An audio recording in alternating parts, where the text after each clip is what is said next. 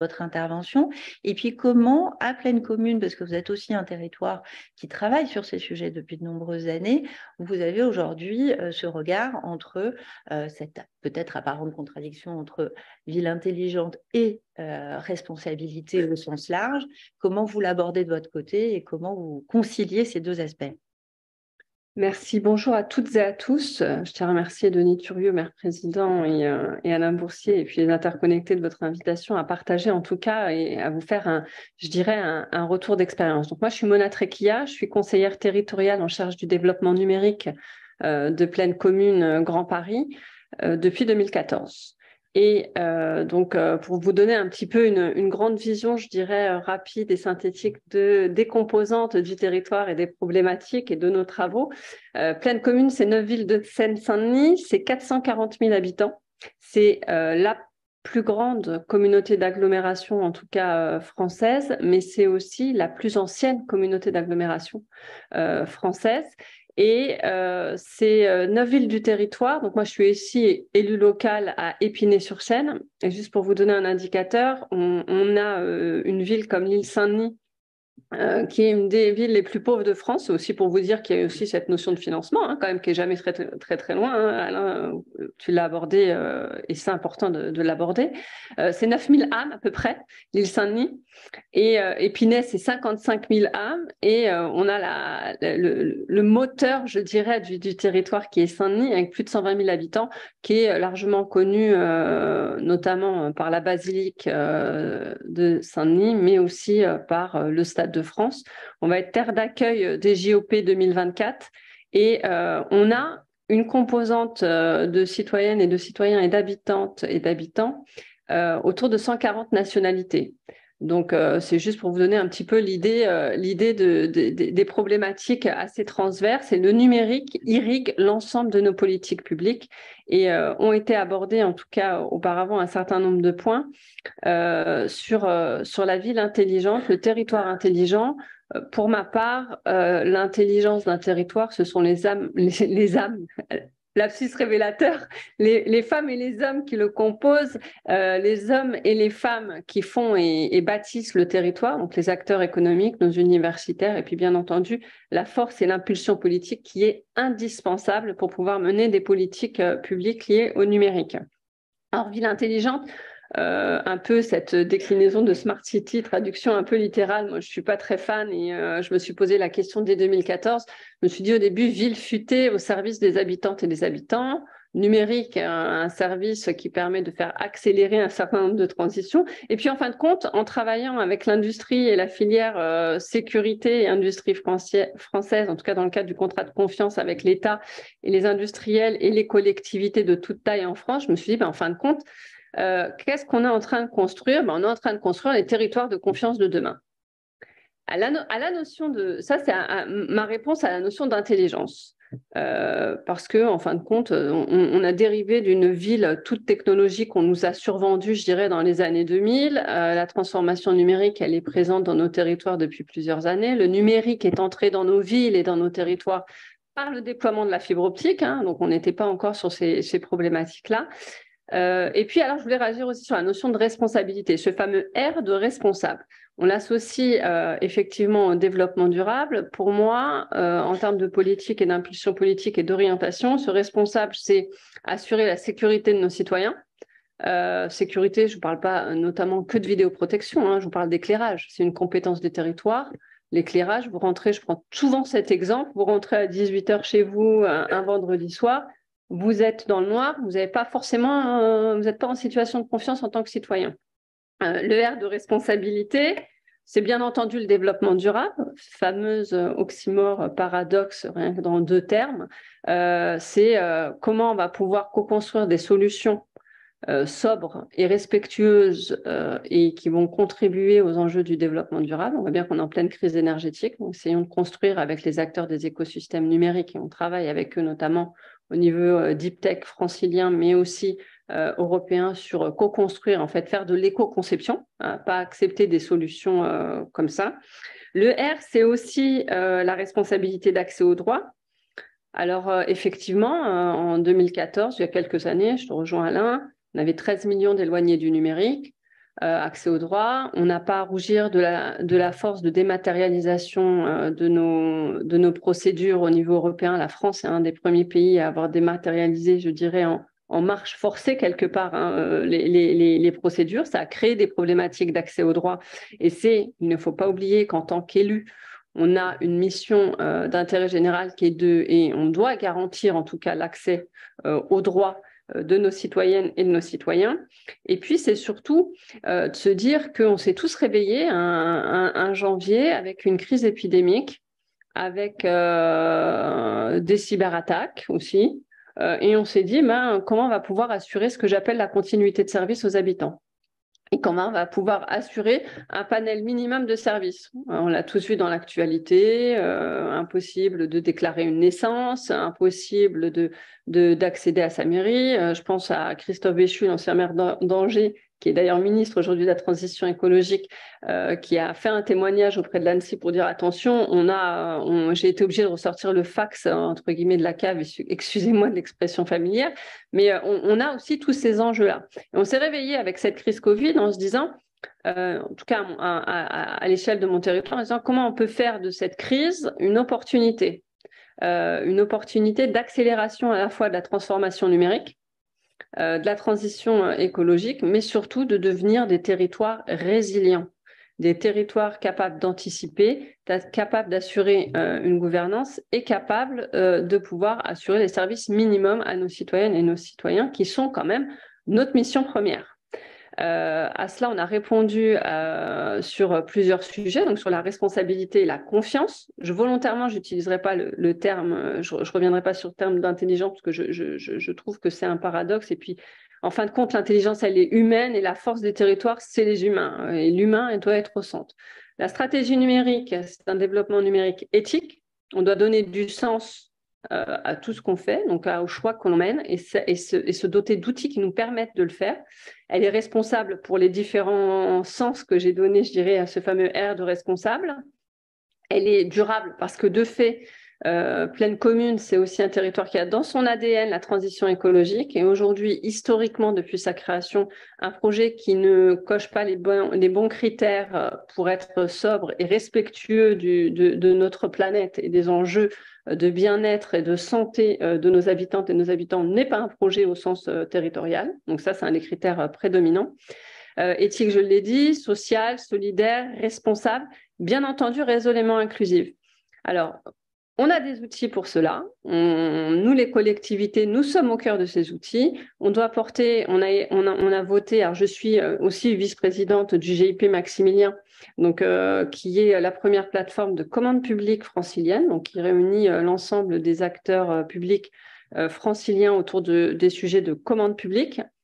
Et on travaille notamment avec les services de l'État sur tout ce qui est autour des achats responsables. Nous, on a souhaité se doter d'une charte d'achat éthique et responsable où on a intégré le numérique avec un volet de sobriété, de développement durable. Et puis, elle couvre pas uniquement le numérique, mais aussi le BTP et d'autres secteurs. Et il est indispensable. Pour l'inclusion numérique, clairement, l'inclusion numérique, il est essentiel effectivement de s'en prendre part, de prendre chacune et chacun de nous notre part. Nous, on a souhaité aussi voter un plan stratégique territorial pour un numérique inclusif, mais pareil, je rejoins Alain. Effectivement, en 2014, on avait des sujets d'inclusion numérique. Ils ont évolué. Il faut les ancrer comme étant, je dirais, les fondamentaux dans une politique de territoire. Il faut qu'on puisse gérer l'inclusion numérique au sein de nos territoires pour assurer l'accès aux droits des habitantes et des habitants. Permettre aussi, donc nous on a créé dans ce plan stratégique 3 volets. Un premier, c'est être le premier observatoire de l'inclusion numérique. Avoir des véritables indicateurs, c'est-à-dire on ne se base plus sur les chiffres des 13 millions, mais on a des véritables indicateurs. Quels sont les besoins qui sont montés par les différents acteurs des réseaux? Donc, ce plan, j'en suis très, très fière parce qu'il a été co-construit avec les services de l'État, avec le département, les présidents des territoires de Seine-Saint-Denis. Il a été co-construit avec l'ensemble des élus. Pour ceux qui me connaissent un peu, savent que la co-construction, la collaboration participative entre élus, acteurs et habitants est quelque chose qui me tient particulièrement à cœur parce que ensemble, on peut réussir de beaux projets. Donc, cet observatoire, il a une vocation de faire une photographie à un instant T, d'être mis à jour tous les ans. Et ces 170 acteurs de l'inclusion numérique qu'on a sur nos 9 villes alimentent, je dirais, les besoins qui sont montés par le terrain, voient un petit peu où il y a des trous dans la raquette. Donc, excusez-moi cette expression familière, mais je crois que je n'ai pas trouvé d'autres expressions plus claires. Hein. Là, c'est clair. Elle est claire. Et de pouvoir être en démarche d'amélioration progressive pour améliorer le dispositif qui se base sur 23 médiathèques, un bibliobus en cœur de ville, les 23 conseillers numériques. Et d'ailleurs, on a travaillé avec Jean-Noël Barrot sur la continuité, je dirais, de l'existence de ces conseillers numériques, puisque c'est de vrais besoins. Deuxième volet, effectivement, les conseillers numériques, j'en ai parlé. Et le troisième volet, c'est lié aussi à cette fameuse charte d'achat éthique et responsable, c'est comment on va pouvoir, nous, via la commande publique, être un accélérateur de la transition écologique en faisant les bons choix d'outils technologiques, en dynamisant, en accélérant les écosystèmes, en étant très, très exigeant sur l'éco-conception, la sobriété, la consommation énergétique, et permettre justement d'aller vers une économie circulaire. Donc, on travaille à changer, je dirais, les modèles. Et pour ça, on travaille aussi avec d'autres territoires sur les besoins des territoires en la matière pour pouvoir co-créer avec les acteurs des écosystèmes innovants les besoins des territoires, parce qu'on s'est dit que vous devez bien le savoir aux territoires connectés, aux interconnectés, que parfois on a les mêmes besoins, chacun a sa solution et pourquoi pas mutualiser nos connaissances, mutualiser nos expériences et mutualiser nos financements, parce que le nerf de la guerre reste quand même notre capacité de financement. Donc voilà un petit peu l'idée. L'idée, c'est que oui, on dit souvent le monde de demain, le monde de demain. Je crois que la crise épidémique nous a démontré que le monde de demain, c'est aujourd'hui, hein, que j'étais hier à l'Open Source Summit à Paris, où je suis intervenue effectivement sur les stratégies notamment de passage à l'échelle de l'open source. Je crois que c'est notre prochain chantier. On est sur ces sujets-là de partage. Il est important aussi d'intégrer dans toutes nos politiques publiques la cybersécurité by design. Dès qu'on a un projet, s'assurer qu'on protège bien nos données, vous en avez parlé. Et puis un exemple concret sur la data. Je terminerai mon propos là-dessus et je resterai à votre disposition si vous avez des interrogations. La data, c'est un enjeu majeur. Thierry Breton m'avait dit, on crée, il y a 2 ou 3 ans, il m'avait dit, on crée chaque année autant de données qu'on a créé depuis le début de l'humanité. Ça donne un petit peu l'idée quand même du volume de données qu'on est en train de créer. Quand je vous parle de cybersecurity by design, responsabilité by design, c'est dès qu'on a un début de projet, une amorce de projet, une genèse de projet, on se pose la question sur la cyber et on se pose la question sur l'impact environnemental. Exemple, on accueille sur notre territoire le plus grand data center européen avec un plan d'investissement de plus d'1 milliard d'euros. On répond à des questionnements autour de la sobriété en permettant la récupération de chaleur pour aller à la fois, je parlais de JOP tout à l'heure, à la fois aller chauffer la piscine olympique, mais aussi aller chauffer à peu près 50 000 logements dans une de nos villes. Donc ça, c'est des choses qui ont été, c'est de l'éco-conception, je dirais, mais ça a été une exigence forte du président Hanotin, qui est le président du territoire, des élus de l'exécutif et des élus du territoire pour dire OK, un data center, mais on a des exigences. Donc, il faut qu'on les pousse absolument, ces exigences. Ces exigences, elles sont très, très fortes. L'impulsion politique, elle est primordiale avec le maillage des acteurs économiques et des écosystèmes. Et surtout, il faut qu'on arrive, je dirais, à répondre aux enjeux de souveraineté numérique. Et l'open source, en tout cas, si j'ai l'occasion de vous en reparler après, est d'un des leviers sur lesquels on va pouvoir protéger les données de nos citoyennes et de nos citoyens et répondre à ce qu'on appelle et ce que les scientifiques appellent le privacy paradox, c'est-à-dire que les citoyens sont au cœur de tous nos enjeux là, que je viens de citer. Il faut aussi qu'on accompagne et qu'on arrive à conduire cette stratégie de conduite du changement des usages.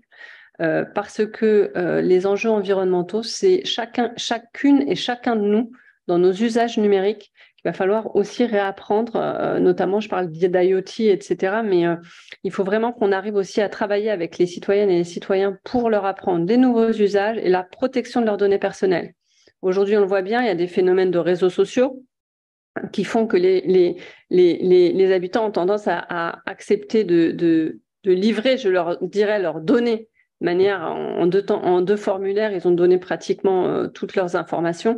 Par contre, nous, on a un devoir de protéger ces données-là. Donc, il faut qu'on travaille dans cette conduite du changement pour former, éduquer dès le plus jeune âge, éduquer, former et puis déployer des stratégies qui nous permettent de récupérer, je dirais, notre maîtrise de notre destin et de notre dessin numérique et de notre patrimoine informationnel au sein des collectivités. Merci de votre attention.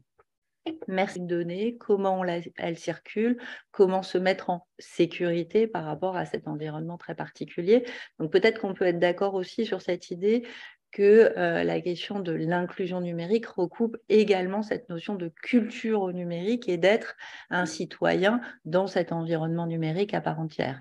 Peut-être que voilà, ça peut être un complément. Vous voulez réagir ? Non, je voulais juste rajouter cette notion-là. Enfin, la peur n'a jamais fait fuir le danger. On a tous vu l'actualité avec les cyberattaques dans les hôpitaux, dans les collectivités, etc. Je crois qu'on a vraiment un devoir d'accompagnement aussi de nos citoyennes, nos citoyens, nos écosystèmes, tous les acteurs que j'ai cités au début, les écosystèmes, les habitants, les agents, parce que les agents de nos services sont au cœur aussi des problématiques cybersécurité. C'est bien un clic de trop. Et puis, je dis souvent, il faut réfléchir 7 fois avant de cliquer. Et ça a des enjeux à la fois de souveraineté numérique, mais aussi de protection de nos systèmes d'information. Encore plus sur notre territoire, comme on va accueillir les JOP 2024, mais c'est pas que sur notre territoire. Je crois que c'est au niveau national. Pour la petite histoire du cyber, pour les JO de Tokyo, il y a eu des milliards d'attaques. Je vous rappelle que c'était dans un contexte de crise épidémique, il n'y avait pas très peu d'IoT, pas de spectateurs, que les visiteurs officiels. Donc, ça veut dire qu'on a un véritable enjeu. Et je voudrais dire à mes collègues élus et amis élus, on n'est pas démunis, on n'a pas à rougir de nos forces vives nationales qui nous accompagnent, nous, collectivités, territoires et métropoles, sur la partie cybersécurité. Moi, je vous invite vraiment à vous rapprocher de l'ANSSI, l'Agence nationale de sécurité et systèmes d'information, la ComCybergent, et puis pour toutes les actions qu'on peut mener, parce qu'on s'est doté d'un plan cyber au niveau de la collectivité, toutes les actions qu'on peut mener, en tout cas, que ce soit, je dirais, à tous les âges et un intergénérationnel, du plus jeune au plus âgé. Cybermalveillance.gouv.fr, ça me permet aussi de penser à Jérôme Notin, à Marc Boger qui gère la ComCybergent, à Guillaume Poupard pour l'ANSSI. Il y a des actions, je vous invite vraiment à vous rapprocher de ça parce qu'on a besoin de construire avec et pour nos habitants, avec et pour nos agents et avec et pour nos acteurs des écosystèmes. Merci de ce point.